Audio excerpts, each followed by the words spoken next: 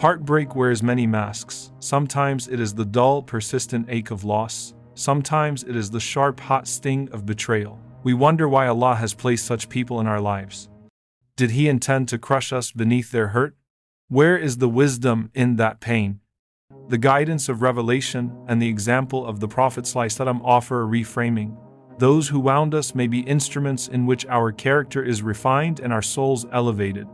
The Qur'anic instruction, take forgiveness, enjoin what is right, and turn away from the ignorant gives the principle. When this command was revealed, the Prophet ﷺ sought to understand its application. The clarification he received shows that believers are urged to reconcile with those who sever ties, to give to those who deprive, and to pardon those who hurt. Mercy is not merely a lofty sentiment, it is a practical ethic set before the community.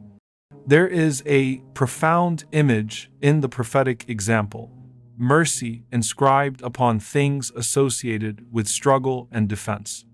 The juxtaposition words of forgiveness, linked with an object used in conflict, reminds us that strength without compassion is incomplete. The Prophet ﷺ, described as a mercy to all worlds, embodied this standard. The truest measure of goodness is one's ability to swallow anger, to forgive, and to act with nobility despite injury. To admire this quality is easy, to attain it is hard. The forgiveness of Yusuf ﷺ toward his brothers, the Prophet ﷺ's mercy toward those who persecuted him, and the stories of noble figures who rose above cruelty are not tales of passivity but of moral courage. Yusuf's example illustrates a particular shape of mercy. From a position of authority and clarity, he chose to pardon, not because he forgot the wrong, but because his inner state had been purified to prefer mercy. That readiness to forgive is the height of moral achievement. The companions' lives show this standard applied in daily reality. When slander was hurled against kin, or when ingratitude and backbiting arose, the response modeled by the righteous inclined toward pardon and generosity. The Qur'an appeals to the believer's imagination. Forgive and overlook, would you not wish that Allah forgive you? This rhetorical mirror invites us to apply to others what we seek for ourselves. People can be tremendous blessings, but they can also cause profound pain. That paradox is not evidence of divine arbitrariness, but part of the divine decree. Some presences test us so that latent virtues may emerge. A tyrant's oppression can awaken resilience. An opponent's cruelty can teach reliance upon Allah. Even the whisperings of shaitan may, when resisted, sharpen one's fortitude. Thus, the existence of genuinely evil acts within human relations serves a wise, though often hidden, purpose. Imam Ibn al-Qayyim rahimahullah distilled keys for moving past betrayal and heartbreak, practical and spiritual instructions that aim at transforming pain into elevation. His first key is simple but profound. Regard interpersonal hurt as a test akin to illness, famine, or physical hardship.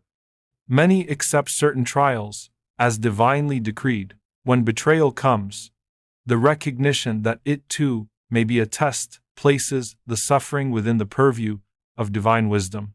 The second key is to choose patience over revenge.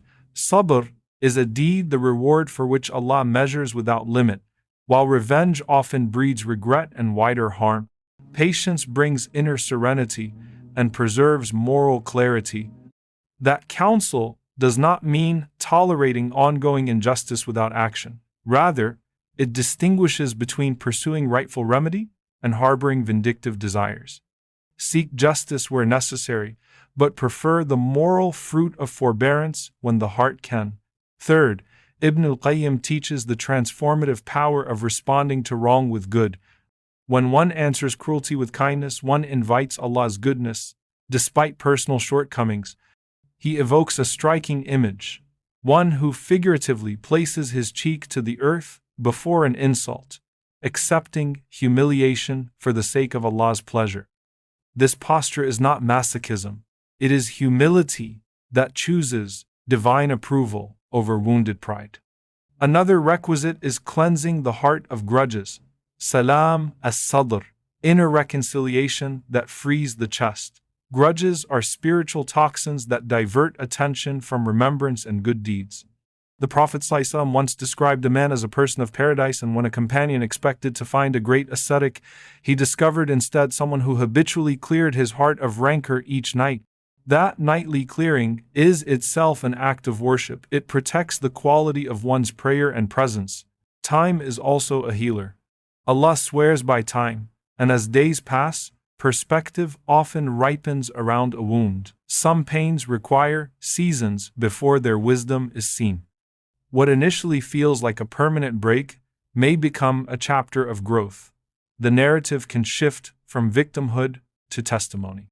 With patience, the story of hurt can turn into a testimony of endurance and increased proximity to Allah. Ibn al-Qayyim's counsel includes practical measures for dealing with anger in the moment.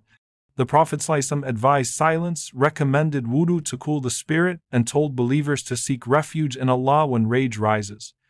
Ali ibn Abi Talib radiallahu anhu warned that anger's beginning is madness and its end is regret, a terse reminder of the destructive arc of rage.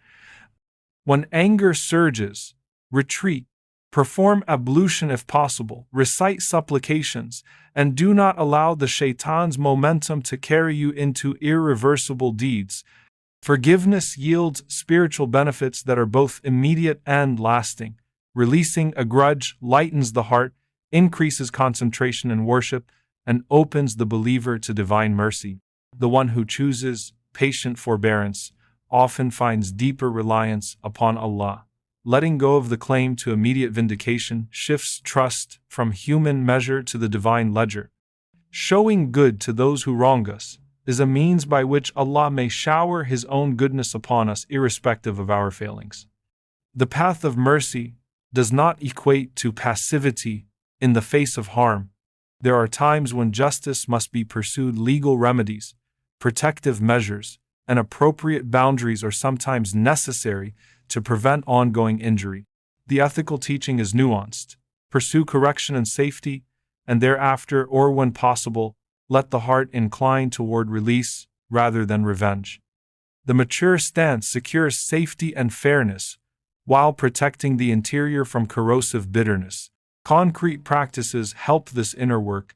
Nightly rituals of intentional release, brief reflections, a concise supplication entrusting the hurt to Allah, and an honest effort to forgive before sleep can reset the heart. Journaling about the incident and revisiting entries weeks later often reveals shifting perspective. Speaking with mentors or those who have cultivated forgiveness provides hope and practical roadmaps. Seeing real examples convinces us the feat is feasible. Community and mediation play key roles. Islamically informed reconciliation processes, trustworthy mediators, and restorative conversations can turn interpersonal injustice into an occasion for repair. When both sides meet in good faith, dignity is preserved and cycles of retaliation are broken. If reconciliation proves impossible because the offender remains unrepentant or dangerous, the believer must protect themselves while continuing to seek inner freedom from hatred. Personal responsibility and humility are part of the healing matrix. Sometimes our own faults contributed to relational rupture. Acknowledging one's mistakes where appropriate diffuses hostility and fosters mutual correction. This is not an instruction to bear abuse in silence, but an invitation to full honesty and mature discernment. Conflicts are often complex, and humility helps to resolve rather than perpetuate them.